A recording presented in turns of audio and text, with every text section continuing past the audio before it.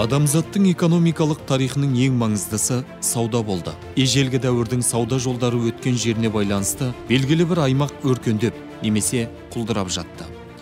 Сауда жолдары мен керуендер жүрді, тауарлар тасымалданды, ақпарат алмасымы жүрді. Адамдардың қатынасынан жаңа идеялар туындады, кейін эпидемиялар да пайда болды. Бірақ бұл адамзатты тек күшейтті. Ең танымал сауда жолы Еуразия континентінің ішкі бөлігінен өтті. Тауарлар Қытайдан Еуропаға және кері бағытта жүрді. Жол бойында оларға Орталық Азия, Иран және Үндістан тауарлары қосылды. Ұлы жібек жолы тарихтағы ең үлкен жол. Біз оған антикалық және орта ғасырларда гүлденген ұлы мемлекеттер үшін қарыздармыз. Бірақ ол бағытын өзгерткенде және Қытайдан Еуропаға бағытталған сауда еуропалықтар бақылайтын теңіз жолдарына ауысқанда, ұлы жібек жолы бұрынғы маңыздылығын жоғалтты. Кеңес одағы кезінде континентальды Еуразияның ішкі аймақтары негізгі әлемдік оқиғалардан алыс периферияда орналасты. Қытаймен, сондай-ақ мұсылман әлеммен шекара жабық еді. Барлық жерде тікенек сымдар, шекарашылар болды. КСРО ыдырағаннан кейін әрбір бұрынғы республика қазір жаңа тәуелсіз мемлекет алдында өзіндік даму міндеті тұрды. Әрине, бұл міндеттер олардың мүмкіндіктерінен туындады. Жалпы алғанда, барлық елдер Орталық Азия аймағының географиялық оқшаулануын жеңуге мәжбүр болды. Экономикалық өзара әрекеттесу мақсатында тауарлардың, адамдардың қозғалысы үшін жолдар, көлік дәліздері қажет болды.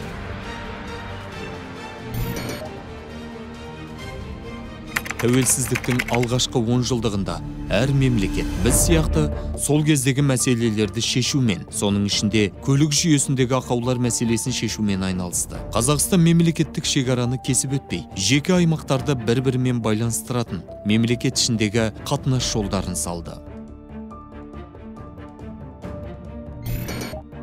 Сондай-ақ құрлықтық маршруттардың басқа түрлерін дамытуға көп көңіл бөлінді. Атап айтқанда, Шар-Өскемен жолы Қазақстанның шығысынан оның орталық бөлігіне бара жатқан пойыздардың Ресей шекарасынан 2 рет өтуі қажет болмайтындай етіп салынды. Осындай мақсатпен Хромтаудан Қостанай облысындағы Алтынсарин апаратын тағы бір жол салынды.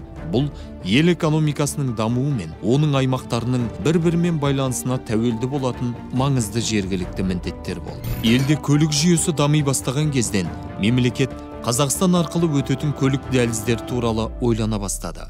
Тек жергілікті мәселелерді шешумен шектеліп қалуға болмайды. Әрдайым стратегиялық тұрғыдан ойлану керек. Сонда ғана жергілікті мәселелерді шешу елдің экономикасына әлемдік тұрғыдан көмектесе алады. Осы жағдайда Қазақстан президенті Нұрсұлтан Назарбаев Қазақстанның әлеуетін жүзеге асыра алатын идеяны тұжырымдады. Тауарлар мен жүктердің батыстан шығысқа қарай бағытталуынан бөлек, Қазақстан негізгі ішкі континенттік жолдың қиылысында орналасып, тауарлар мен жүктердің солтүстіктен оңтүстікке қарай жүруіне ықпал жасай алды. Новая экономическая политика Нурлу-Жол станет двигателем роста нашей экономики в ближайшие годы, кризисные годы мировой экономики.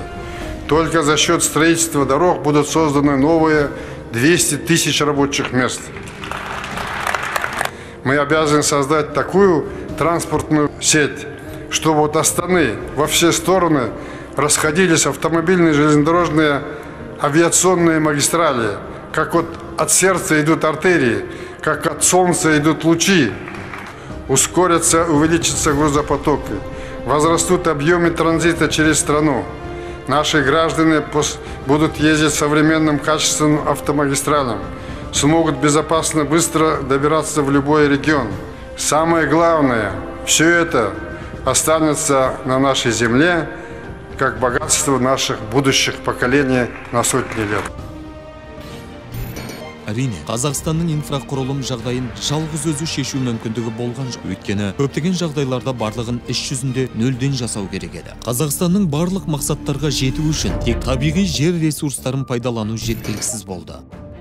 Сондықтан көлік дәліздерінің дамуы Қазақстанда жаңғыртудың жалпы міндеттерімен тығыз байланысты. Шындығында, бұл елдің экономикалық даму тұжырымдамасының ажырамас бөлігі. Сондықтан Қазақстан аймағымыз арқылы өтетін болашақ сауда маршруттары жүйесінің элементтері бола алатын жобаларды жүзеге асырды. Мұндай элементтердің қатарына Қазақ-Қытай шекарасында қорғас кешенін құру жатады. Екінші жағынан, бірінші Ақтау портының, содан кейін Каспий теңізіндегі Құрық портының құрылысы бар. Тағы бір маңызды бағыт Түркістан арқылы Иранға және одан әрі Парсы шығанағының порттарына дейін темір жол құрылысына қатысу болды. Бірақ ең маңыздысы, бұл жобаның көмегімен Қазақстан өзінің жеке көлік инфрақұрылымына инвестициялар көлемін едәуір арттырды. Әрине, 2008 жылы және одан бұрын ешкім Қазақстан арқылы өтетін көлік дәлізінің жұмыс істейтіндігіне кепілдік бере алмады. Бұл болашаққа салынған инвестиция еді. Нұрлы жол жобасы Қазақстанның аймақтары арасындағы байланыстарды дамытып қана қоймай, сонымен бірге болашақ халықаралық тасымалдарға арналған база құру үшін елдің көлік инфрақұрылымын жақсартуға негізделді.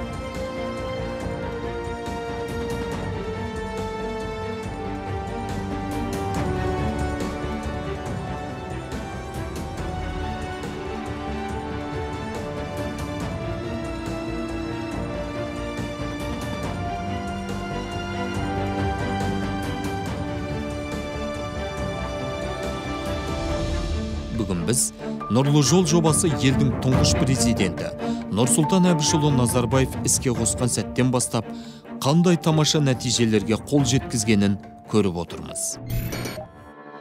2013 жылы қуатты серпіліс болды. Қытай Халық Республикасының төрағасы Си Цзиньпин Астанада бір белдеу бір жол жобасын ұсынды. Қытайдың ұлы жібек жолын жаңа шарттармен қалпына келтіруге қатысуы жағдайды күрт өзгертті. Енді Қазақстанның жолға қатысты жұмсап жүрген күш-жүгері зор қолдау тапты. Чтобы укрепить экономические связи, мы должны применять новые модели сотрудничества, сформировав экономическую полосу шелкового пути. Начать это мы могли бы со следующих конкретных шагов: постепенно расширить сферы взаимодействия и выходить на полномасштабное сотрудничество в регионе. Бір белдеу бір жол жобасын іске асыру біздің аймақта көлік дәліздерін құру үдерісін жеделдетті. Бұл түрлі елдердің күш-жүгері жағдайды жақсы жаққа өзгерте алатын синергияның классикалық мысалы болды. Енді Қазақстанның тәуелсіздік жылдарындағы 30 жылдық еңбегі, барлық күш-жүгері ғаламдық идеяны, континенттік сауданы қалпына келтіруге, ұлы жібек жолының жаңғыруына жағдай жасады деп сеніммен айтуға болады. Қазақстанның Еуразияның орталық бөлігіндегі сауда жолдарының қиылысында орын алуына толықтай мүмкіндігі бар.